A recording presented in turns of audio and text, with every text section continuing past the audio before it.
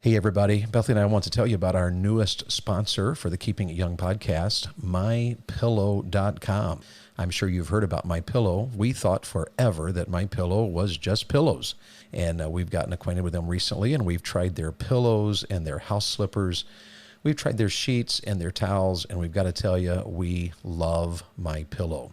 The towels are amazing. You will appreciate their softness, their absorbency. The sheets are just perfect for our very deep mattress. My wife loves the slippers, the house slippers. They also come as moccasins. There's just a good variety. And we also were just surprised to discover they have bedding, mattresses, mattress toppers, and just a good variety of clothing and other things at mypillow.com. And I hope you'll log into it, check it out. You will love their product. We've enjoyed trying them, and we are absolutely sold on them. Go to mypillow.com/young, and you can get up to 60% off of their products. And just enter the code YOUNG and give it a try. I think you'll be glad you did. Welcome to Keeping It Young podcast, conversations about marriage, family, and ministry life. I'm Dave. And I'm Bethlie. And we are the Youngs. Thanks for joining us. We recently were part of a family conference.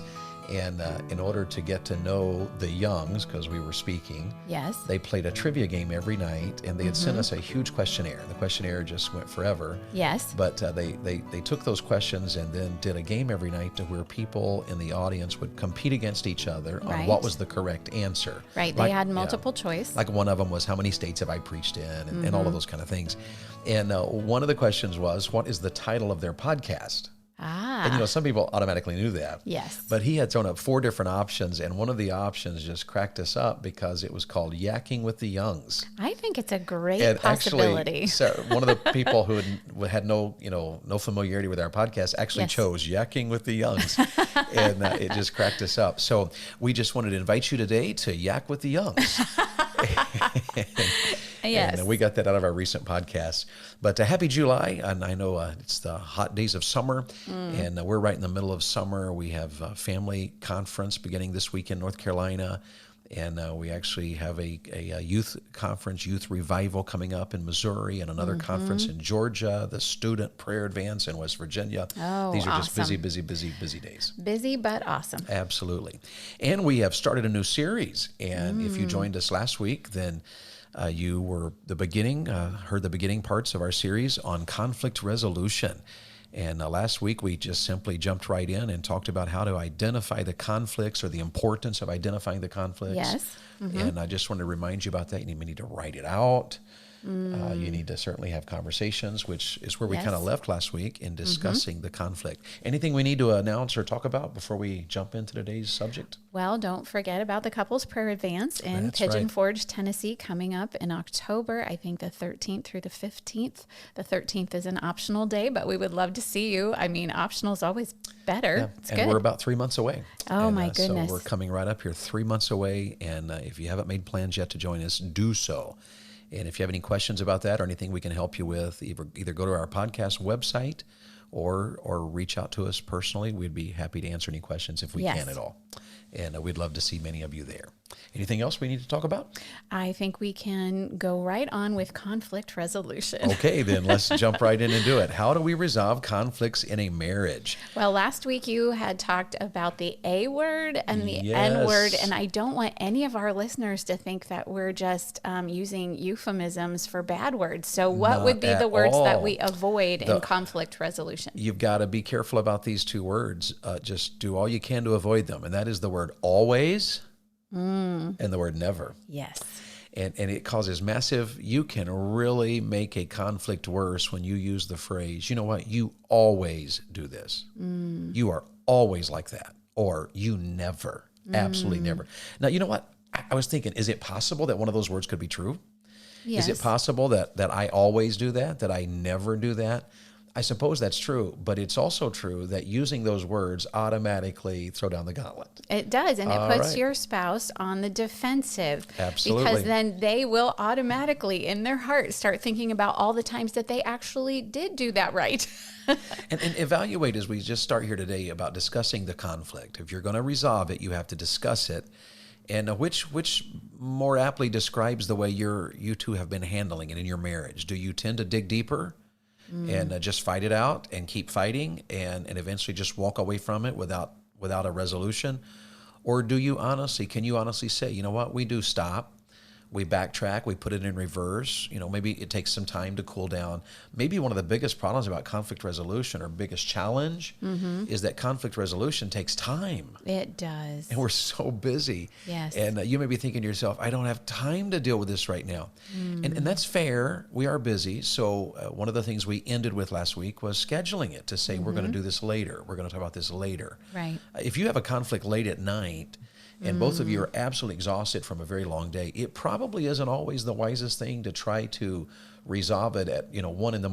when your brain is not functioning properly. Right, and emotions are running high because you are sleep deprived. Absolutely. So yes, maybe just say, look, I love you, and nothing's going to change that, and I know we need to talk about it. Let's talk about it tomorrow. And we've done that more than once to great advantage. Yes, we have. Yes, we have. All right, so let's just talk about then determining the why. And this is one of the big things. Why are we having conflict? And I did some research on it, and I came up with, I think, 6 different possible whys. There'd be more. Okay. But here's some really big ones, all right? Why are we having a conflict? Here's one of the big ones. Number one, probably because needs are not being met. And that's a huge one, isn't it? I have a need, and I think you ought to meet it, and you're not meeting my need, and I am really frustrated at you for not meeting my need. Yes. And can you give a personal illustration about that? Oh, I can.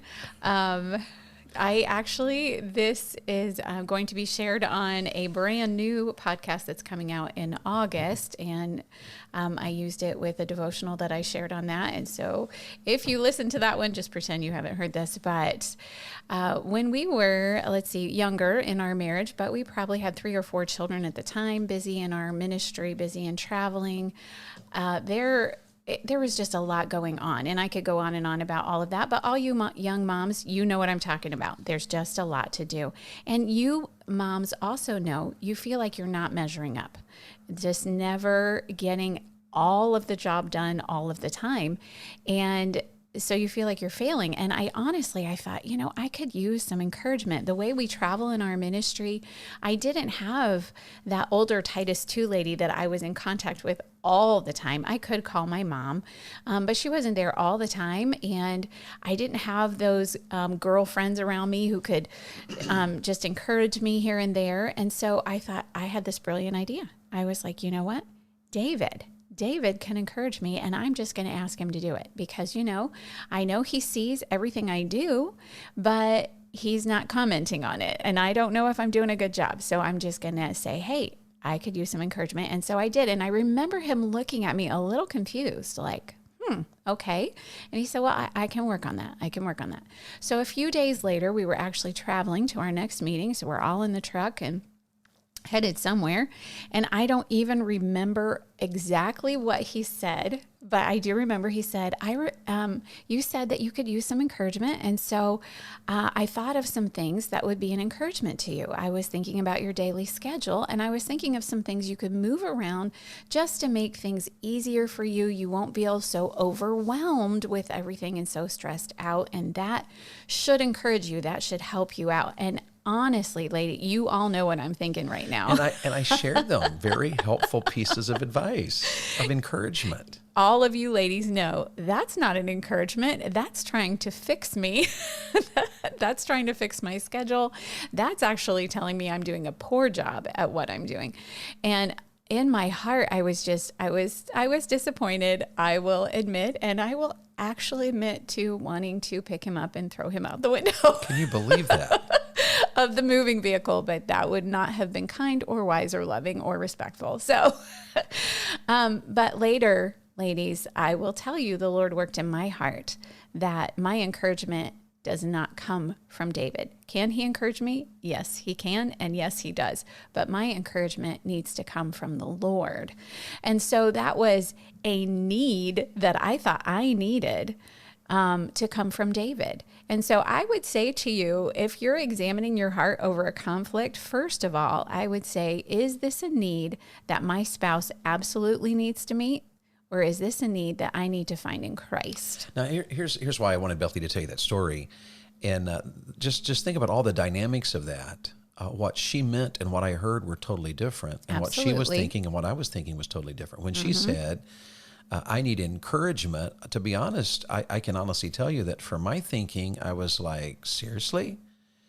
In the sense that for me, it looked like Bethlie had everything together and was the most amazing person in the universe. And I thought what she was saying was, I just, need some encouragement from you about how to do this.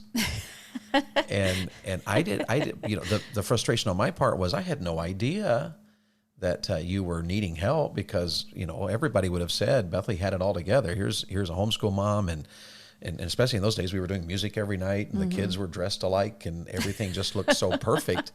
And so I thought I would jump in and give her some encouragement and kind of help her to, maybe alleviate some of this that she all of a sudden was feeling pressure about. But what she was meaning and what I was thinking were two different things. Absolutely. And it's so easy for that to happen in your marriage. And what we also had to do, we gave grace to each other. There's a spiritual side to this. So yes. She's willing to give me grace and I'm willing to grow. And once I realized, oh my goodness, what she's thinking there and what I was thinking, no wonder she was a little upset at me over what I said. and yet understanding where she was coming from. And one of the things about discussing a conflict is this understanding.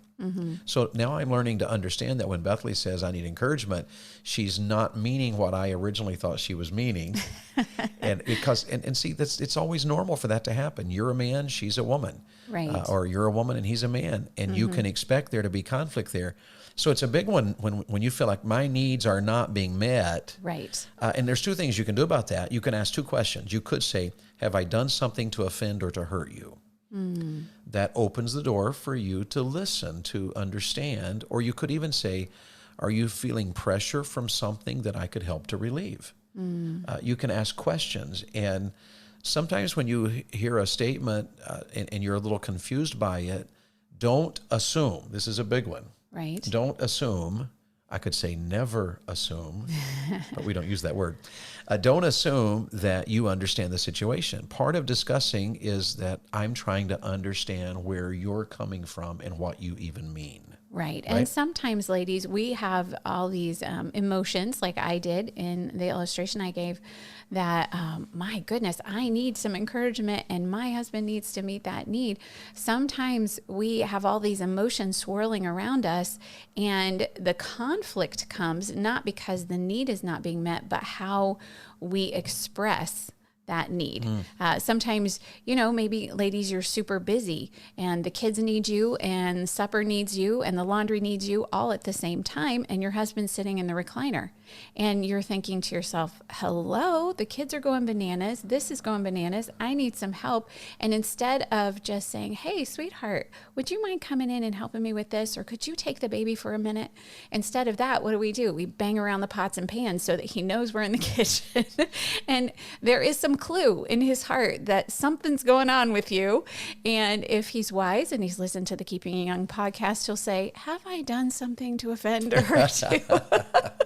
And one of the things I read the other day that is different often in a husband and a wife, especially maybe in the sense of a stay-at-home wife who's taking care of the kids and things on the home front, was that as men, we often feel very satisfied in the work we've just done. And so when we come to the end of a work day and it's been a good work day, we're just satisfied in our hearts. We're very happy. The work got done. We're fulfilled. We're happy. And we just assume that our wife is that way as well. We just assume that she's very fulfilled and happy in the fact that she did 6 loads of laundry and took care of, all the dirty diapers and fed the children and homeschooled them. And we just assume that, but it's an assumption based on I'm assuming wrongly because I'm seeing it from my perspective. I have not had a discussion to understand she has a need and it's not being met. Right. Or he has a need and I'm not meeting it. Yes. So here's why we have conflict. There's an assumption that I have a need not being met. Number 2, yes, there's differing expectations. Yes. And this, you've got to understand this. Are you aware of what she expects or what he expects, what my spouse expects? This is about each sharing their perspective. It's called communication. Yes. And when you have a differing expectation, you're going to have issues. Simply understanding each other can often solve the issue. Yes. And so once I'm understanding that when she says I need encouragement, she's feeling inadequate. She's feeling below par. And when I understand that, then I know that what she needs at that point is me to do something that I'm not necessarily by nature able to do easily, and that's be her cheerleader. And to say to her, you're doing great. Oh, he even did hand motions and you couldn't see it. That was awesome. I just did little hand motions with... Like he had pretend pom-poms. Is that what those things are called? Yes. See, I didn't even know that. So needs not being met. That's one of the whys. Differing expectations. Any further thought you'd add about that? The differing expectations? Yes. And I would say, especially for the girls, I don't know from a guy's perspective, but there is a difference between a need and an expectation. And I needed, yea, verily expected encouragement to come from David, whereas I should have needed and yea, verily expected my encouragement to come from the Lord. And so sometimes, girls, there doesn't even have to be a conflict if you sit down and think it through. Is this a specific need in my life that the Word of God has commanded my husband to meet? And even then, ladies, the Holy Spirit is much better at convicting your husband's heart than you will be. And then maybe it's just an expectation. Maybe you're a young bride who has just come into marriage with these hallmark visions of what it's going to be like, and you hit real married life and it's nothing like Hallmark, and he is nothing like that man in the Hallmark movie who goes out and chops wood but then automatically comes back in and helps you bake cookies. I mean, that only happens in Hallmark. I'm sorry. It does. Anyway, so you have to identify, is this an expectation that I should not have, or is this an expectation that I could express to him and we could talk it through, and maybe it's something that he could live up to? That's interesting. I never thought about that Hallmark side of things there, and wonder why I've never thought of that Hallmark side of things there. Well, it's just not your fave. That's true. Determining the why, I've got to understand sometimes it's because needs are not being met. Sometimes it's differing expectations. Yes. And here's a really big one. It can be displaced anger. And I was reading about this recently, and the author said stress is real. And in the culture we live in, stress is not just real. Often it's absolutely huge. And it's 24/7, especially if you listen to the news. It's just we turn the news on, we feel stress. We go on social media, we feel stress. Yes. We drive to work, fighting traffic in our culture, we feel stress. You go to the store, you feel stress. The finances, you feel stress. And here's what happens with displaced anger. A spouse is often seen as the safe one to vent on. Yes. And that's a huge problem in marriage. When you begin to see your spouse, she's safe for me to vent on, or he's safe for me to vent on. And it's not an issue. I don't have an issue with Bethlie, but if I view her as it's safe for me to vent to her, I've got to be very wise there. Should we be one? Should we be able to share our emotions and our feelings? Absolutely. Yes. But sharing emotions and feelings in a safe environment is different than feeling like my wife is the one I can just unload on because she's going to understand. And, there's things that sometimes people will displace their anger and take it out on their spouse. They would never say that to a perfect stranger. Yes. They would never treat a perfect stranger that way. Yes. And this displaced anger is a real problem. Share your feelings. The answer to displaced anger is, instead of taking out, venting on your spouse, you literally have to learn to share your feelings so you can bear one another's burdens. And the Bible says we're commanded to do that. So there would be a difference there of coming in from work, feeling burdened and stressed about the day, and sharing with your spouse, it was just a really hard day, and maybe we could just sit down and I could discuss it with you, because maybe if I get this off my heart, it'll help me have a better evening. Maybe we could pray about it together. There's a lot of difference in that perspective than coming in all stressed out, throwing things around, and your spouse is like, oh, what's going on? Oh, well, excuse me, I just got home from work. It was a rough day. Okay.